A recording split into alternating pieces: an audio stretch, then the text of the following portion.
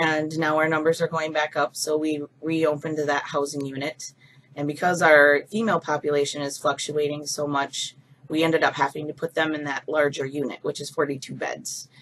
Unfortunately, we don't usually have 42 females, but we have more than what we could put in the unit that was designed for them. Yeah.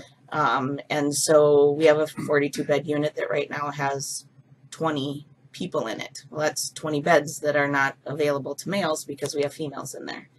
And then we had our DOC inspection recently, and they have a standard about separation of people that have assaultive history and those kinds of things that's been in place for about 4 years, but they're really enforcing how we manage that standard now, which is going to require us to separate more male staff or more male detainees, and we don't have the space to do it. So we have 151 people this morning, but our male units are almost completely full. And so if we get too full, then we got to figure out what we have other units that have where we put our intake people and our segregation people, and they're 16 bed housing units, but the requirement is that if they have some kind of assaultive history, they can't have a roommate. So if you have 8 people that have a significant assaultive history, you've now lost 8 more beds. Yeah. And so in that space, we're struggling with our segregation detainees because we can't put them in a cell together.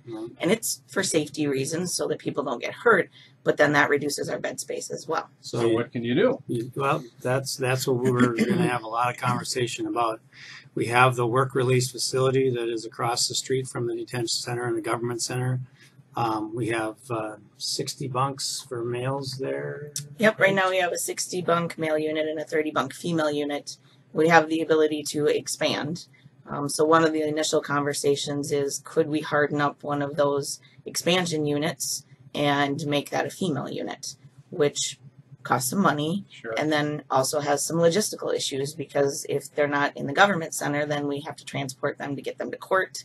And that is going to mean additional staff for transports. It's going to mean additional staff for us.